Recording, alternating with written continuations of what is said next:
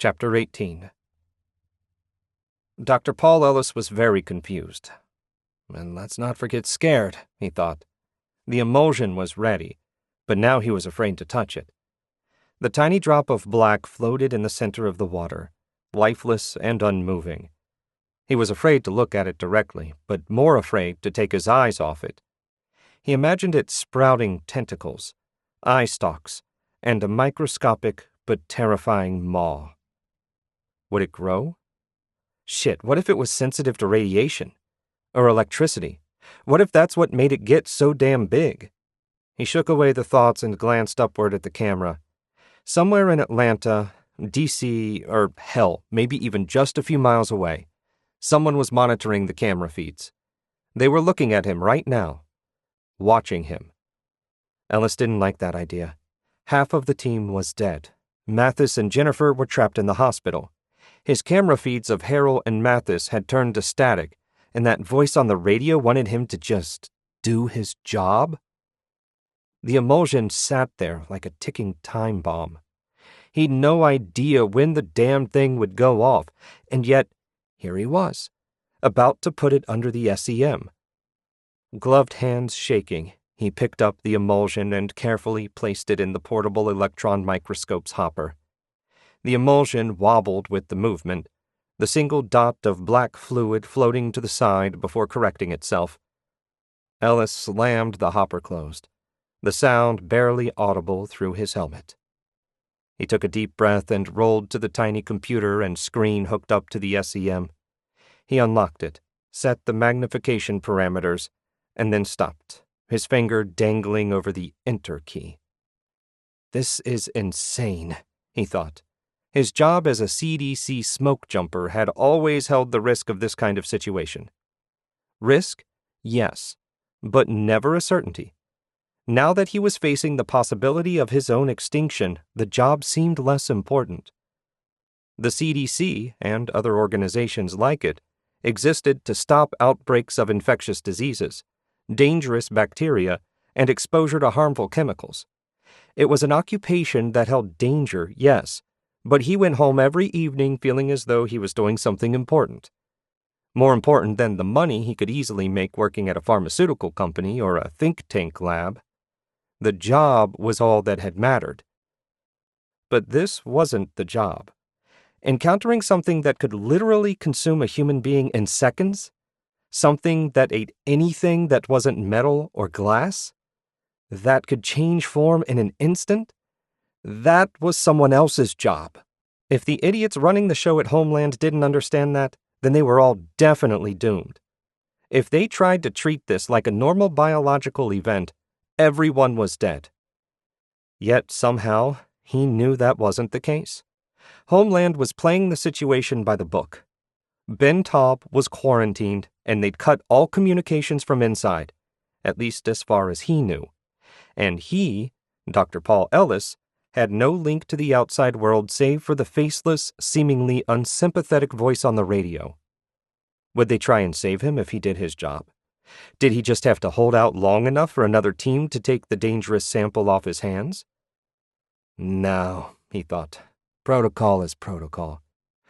They, the faceless, nameless they, wouldn't risk anyone else just to save his ass.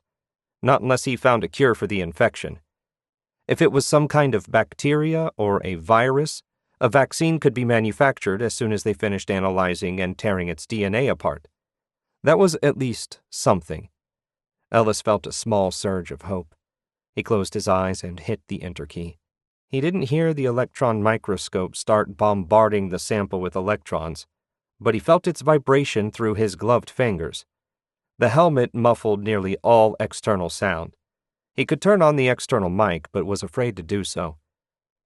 The computer screen went blank, and a single word of green text, processing, appeared on the black background. Ellis wished he could take off his helmet and wipe the sweat from his brow. The headband he wore did little to stem the water rising from his pores. God, he needed a break. He leaned back in the chair and eyed the empty cup of coffee. No more liquids until he could get to a safe area, and now there was no such thing inside the mobile command center. The computer screen flashed, and an image appeared on the right-hand side, the left covered with readings and a menu. Ellis stared at the screen for a moment, blinking. The picture was clear on the edges, forming an area of positive space for a less-than-perfect circle of utter darkness. Ellis shivered.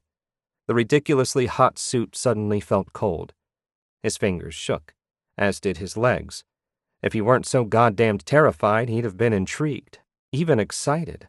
But the dot of darkness, magnified far beyond the abilities of any regular microscope made for the human eye, was simply black.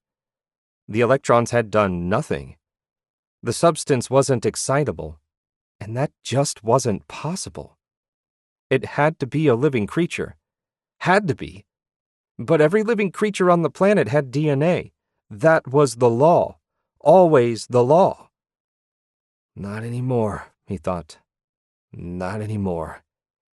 He thumbed the radio on his belt. Control, this is Ellis.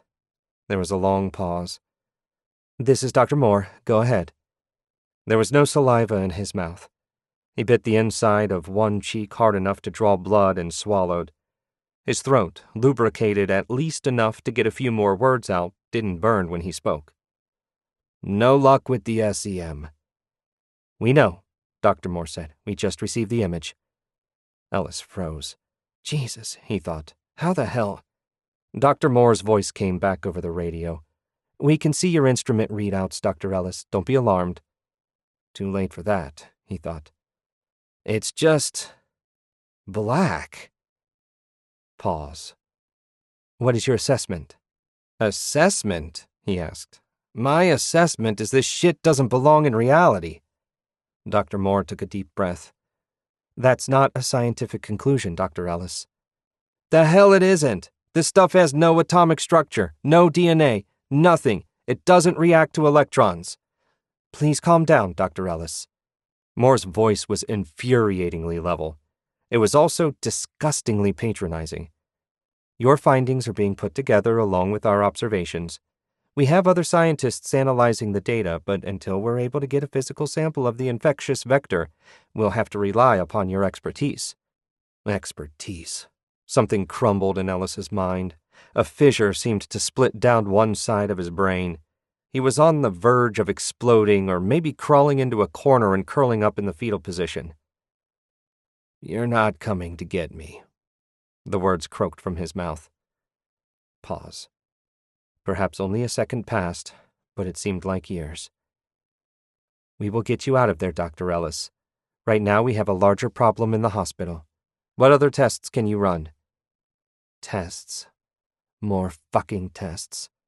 Despite his incredulity, his brain lit up. What other tests could he run? I can see how it reacts to blood. Also, I have a number of macrophage samples and several vaccines. The words tumbled out as if from another person's mouth and a scientist's uncluttered, logical mind. The voice on the radio purred. Then you have many things to try, Dr. Ellis. His thoughts snapped back to the thing in the SEM and the test tube sitting on the other side. I do. The lifeless words fell from his mouth. I'll start on those tests. Good, Dr. Moore said. We'll be in touch if the situation changes. He opened his mouth to say something else, to protest, to beg her to get him the hell out of here. But in the end he said nothing. Her tone had the finality of a slamming coffin lid. Tests.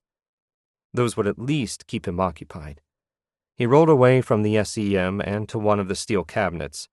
The large, recessed keypad buttons had been designed so gloved fingers could more easily type. He typed in the 5-digit combination, the numbers appearing in bright red on the LED. He double-checked them and hit the Enter key. A lock inside the cabinet clicked. He grabbed the handle and pulled down.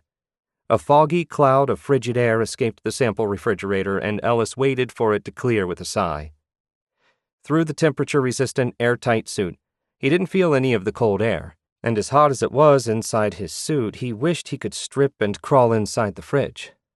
No such luck, however. He slid a tray out from the fridge and looked at the labels. Human M1. Human M2. Chimpanzee M1, chimpanzee M2. Ellis slid the chimpanzee M1 out. He pushed the tray back into the fridge and closed the door. The lock automatically cycled. He turned back to the SEM. He'd have to create another emulsion and add several drops of the chimp macrophage to the slide before dropping it in the black liquid. That meant another encounter with the test tube of that strange and dangerous shit. God hates a coward, he mumbled. Chapter 19.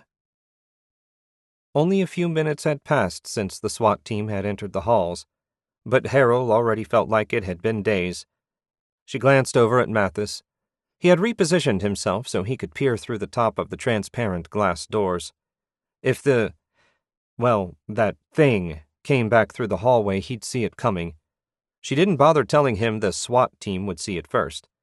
Bullets might not stop whatever that thing was, but the gunfire would certainly warn them. The SWAT lieutenant was amazingly calm. If nothing else, they had at least one person in the hospital that knew how to keep cool. Harold sighed. She was disgusted. Her team had trained time and time again for quarantine situations. Hell, they'd been in several already, and at no time did she or her team lose perspective and panic. Today, however, was different. Facing down Ebola, dengue fever, or flesh-eating bacteria was a cinch compared to seeing a goddamned oil slick dissolve people and then grow into some kind of creature from a bad sci-fi movie. Didn't matter. She'd lost her composure. Mathis had lost his. 3 of her team members were dead, and a 4th was trapped with a sample of whatever that creature was. Harold clenched her fists. She wasn't going to freeze up again. She wasn't going to panic again. She and Mathis were still alive, and if they were going to stay that way, they'd have to start getting their shit together. Easier said than done, a voice whispered in her mind. She told it to shut up. Say something? Mathis asked. She looked up at him. What? Thought you said something. Your lips moved, but I didn't hear any sound. A flush of embarrassment colored her cheeks. You and I need to follow protocols, she said. And that means not panicking. Mathis grunted. Yeah, right. I'm serious, she said. I know. Mathis looked up again at the glass door. A tall, thickly muscled SWAT team member stood guard outside. Hope bullets kill that thing. She stopped herself before she said what she was thinking. Those bullets weren't going to stop shit. The cops' bullets hadn't phased it as far as she could tell, and how the hell would they know anyway? The goddamn thing ate through everything that wasn't metal or glass.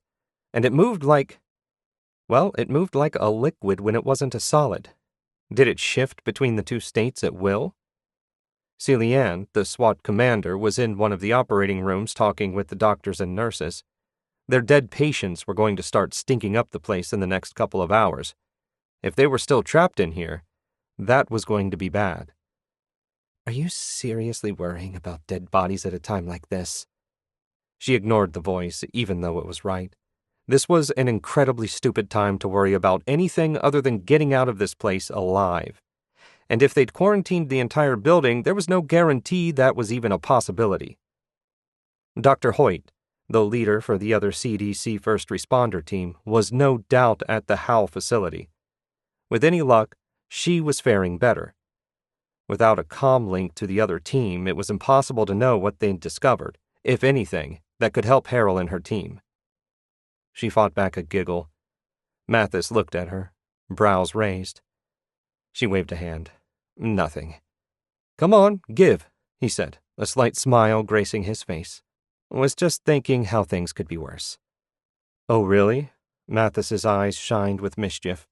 Please, do tell. We could be trapped with Hoyt. Mathis blinked, and then he began cackling. Or Duggar. Can you imagine the kind of shit he's saying over the radio right now? She giggled. And I'll bet Glaze is as confused as always. Yeah, Mathis said. His laughter faded, and he seemed to stare at nothing. Yeah, he said again. After a moment, his eyes swung back to her. You think they're okay? No, she wanted to say. They're dead, just like the rest of our team. I'm sure they're fine, she lied. Right, Mathis said. He didn't sound like he believed her. She didn't blame him. "What are we going to do?" She shrugged. "Guess we wait for something to happen?" Mathis frowned. "I don't like that idea. I'm going to go nuts if I don't do something." He pushed himself up off the floor and stood, his suit crinkling. "Seriously, I don't need this shit." He unzipped the protective suit and stepped out of it. He nearly lost his balance as he tried to free one of his feet, but managed to use the wall for leverage. With the suit off, the scent of sweat filled the hallway. He dropped the air tank to the ground and took a deep breath. Better. Sighing, she followed his lead. In a moment, she was down to her jeans and t-shirt. She pushed the rest of it into the puddle of clothes on the floor. The hospital's cool air felt refreshing. "You're right," she said with a smile. "That's much better. To hell with the video feeds." "Yeah," Mathis said. He popped his back and stared out into the hallway. "Nothing's changed. How long are we going to stay in here?" A door opened behind them. Lieutenant Celian stepped out of the operating room. Rifle slung over her shoulder, hands at her sides, she looked more like a small woman playing soldier than a SWAT commander. "Doctors," she said, "you look more comfortable." "We are," Harold said. "What's the plan?" The lieutenant looked past them to the hallway and seemed to nod to herself. "My team and I need to go over the blueprints for this place." "I can help you with that," Mathis said. "CDC site personnel had to memorize this place. At least most of it." An amused smile crossed the SWAT commander's face. "I'm thinking more of air ducts and possible ingress-egress points." "Oh," Mathis said, crestfallen. "I guess our training didn't cover that." "Don't worry," Celian said. "I'm sure we'll need whatever you have." She peered up at the ceiling, and Harold followed her gaze. "Is there a level above here?" "No," Mathis said. "The ER and trauma ward was built as an adjunct. There's no second floor, but it connects in the basement to the cafeteria and those areas." The SWAT commander pursed her lips. "At least that's something," she said. "What are you thinking?" Harold asked. Celian dropped her eyes to Harold's and smiled.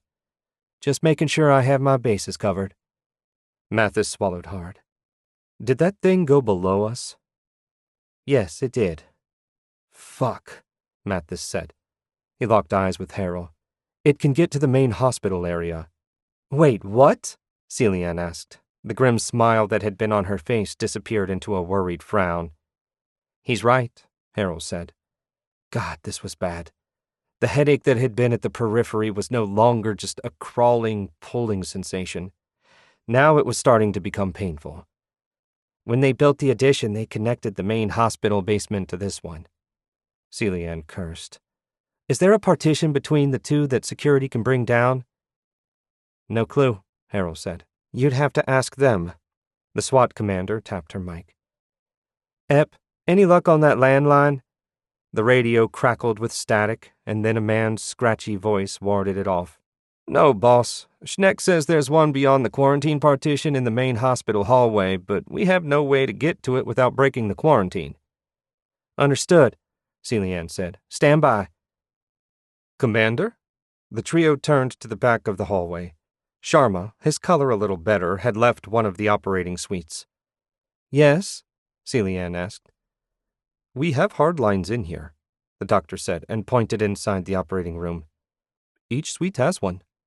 "Outstanding," Celian said. Then, under her breath, "Wish you'd told me that 5 minutes ago." She walked from the hallway and followed Sharma back into one of the rooms. "Well, that solves that," Mathis said. "What do you mean?" "I mean," he said, and stretched, "she's going to call down to security. They can tell her everything she needs to know." Harold nodded and then dropped her eyes to the floor. She had a bad feeling it wasn't going to be that easy.